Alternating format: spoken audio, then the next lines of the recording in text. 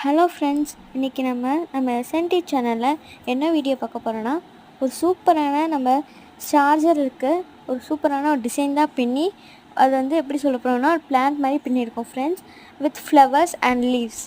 So இந்த இது உங்களுக்கு வீடியோ பிடிச்சிருக்கும்னு நினைக்கிறேன், பாருங்கள்.